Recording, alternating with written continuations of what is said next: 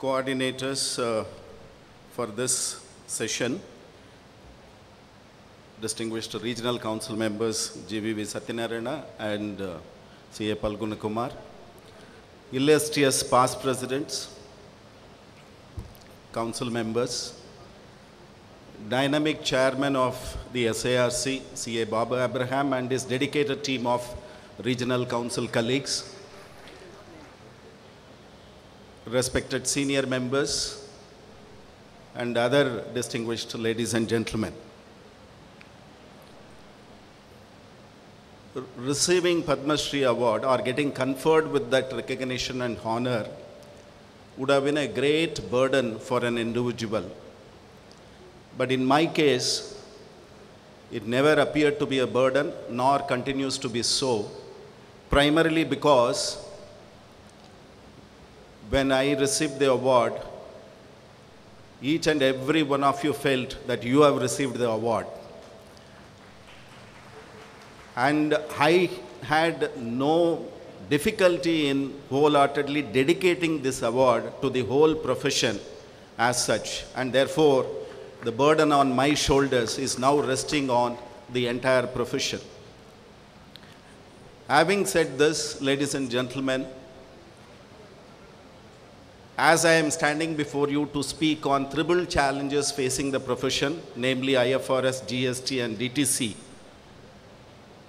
I find that a unique challenge is facing me in terms of addressing this galaxy of audience for whom this extraordinary event has been conceptualized and brilliantly executed by the Southern India Regional Council, hosted by the Ernakulam branch, and where all the branches across the region are patronizing. Generally, they say three things are very difficult. One is scaling up the wall which is leaning towards you. Number two, kissing a person who is leaning away from you. Number three, speaking in a post-lunch session to such a large gathering. These triple challenges are not so difficult when I consider the love and affection with which all of you are awaiting to offer your mental and faculties and physical presence unconditionally to listen to my thought process on this particular topic. Ladies and gentlemen, the first challenge, IFRS, is with reference to transformation of the Indian accounting standards into international financial reporting standards. In the globe, you have nations which have evolved global standards, adopted global standards, converged with global standards, but there have been nations who never had national standards. So for them it was easy to converge.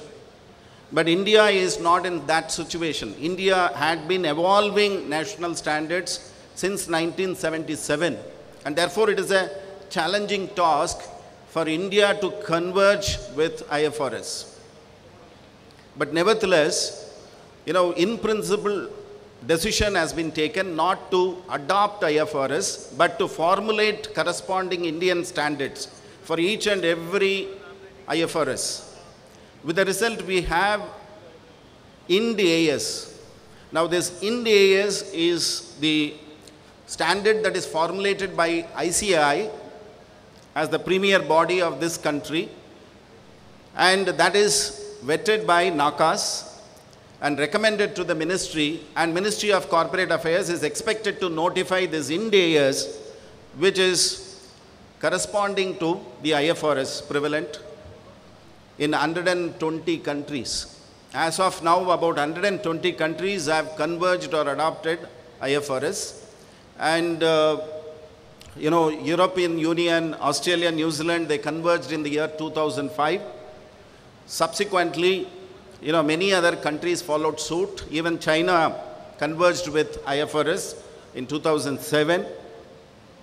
And 2011, Canada, Korea, and India are the three countries which have decided to converge with IFRS. And 2012, Malaysia and Mexico will converge with IFRS. And 2014 to 2016, US has decided to converge. And in 2016, Japan also will join the convergence process. Now, what are the challenges that are facing the profession in the light of the roadmap that has been unraveled by the Ministry of Corporate Affairs starting from 1st of April 2011, where they have given the criteria based on which the convergence will happen. It is expected that about 400 companies will converge to begin with on 1st of April 2011. Then all the insurance companies will join in 2012. Then banking companies, and the next